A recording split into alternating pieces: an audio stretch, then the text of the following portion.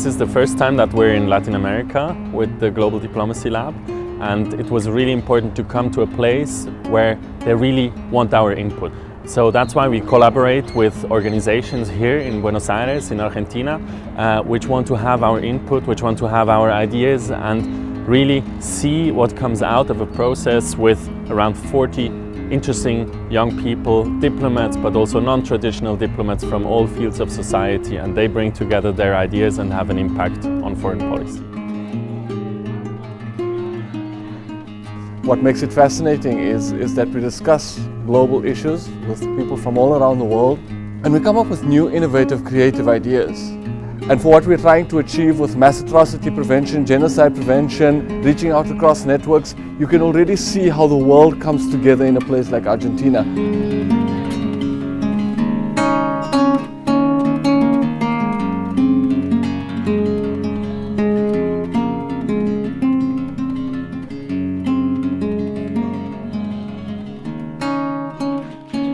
This was a great idea to bring the Global Diplomacy Lab to Buenos Aires because we get to know another part of the world, another continent, another culture and nation, but also all its diversities and I would say contemporary challenges which are very common to us in Europe and other parts of the world.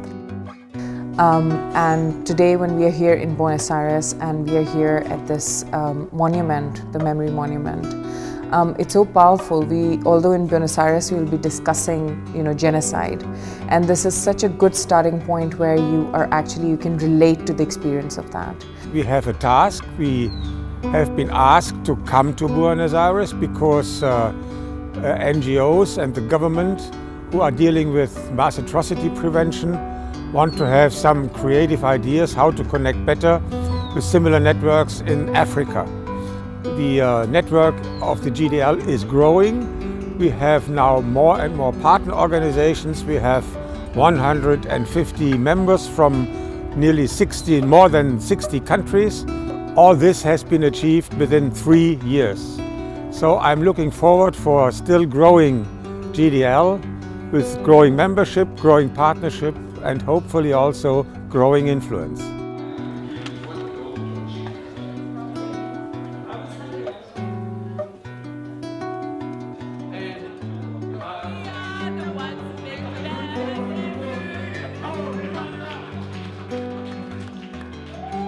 It's my first time to take part in this lab, in a lab of this nature, but I've learned a lot that there are people out there who can come together from different backgrounds, but give their expertise, share them freely, and help others to reach where they want to go.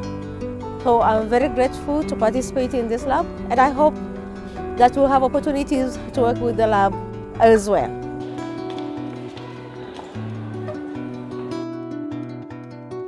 History has proven even the states that see themselves as immune to mass atrocity have fallen victim to them. We're dealing with the whole idea of genocide and how genocide prevention can be replicated in Africa and in the Americas.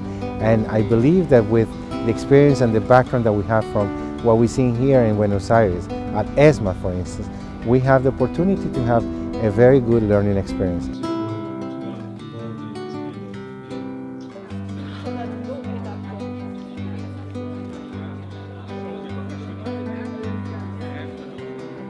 And knowing these amazing people and trying to talk about human rights and talking about transitional justice and also the prevention of mass atrocity would be a great chance for us to get people involved in this kind of matters. So I'm happy that we are here in Buenos Aires, now in this memory site, and I hope this event will be an amazing experience for all the participants.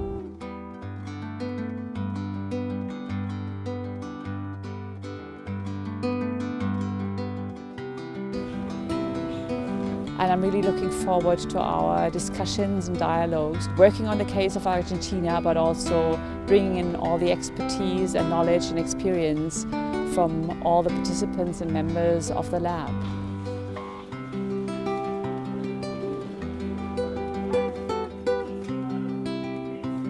It has been really a moving and powerful experience talking about mass atrocities and the prevention of genocide. And right now we're in this building called ESMA, where a lot of some brutalities have taken place. We were told that 5,000 people have been brought here, of which only 200 survived. I think it's been a really amazing experience, and I hope that it's been the same for my peers, the new ones who have just joined us for this particular lab.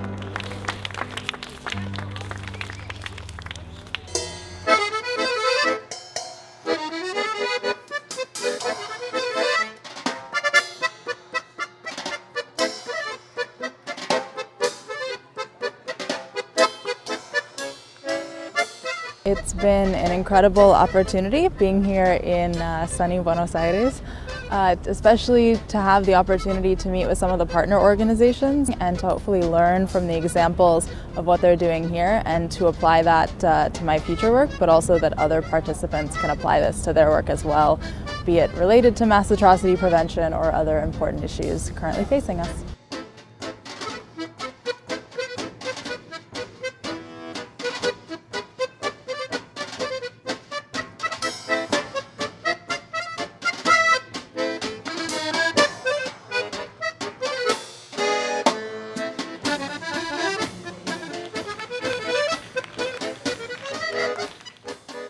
And I think for the future of our society in general also, that we need to make sure that we understand this issue really well and be able to talk about it, no matter how difficult it can be. I invite you to continue following our activities, because I believe this kind of approach is the one in which people can work together to have solutions and implement them together.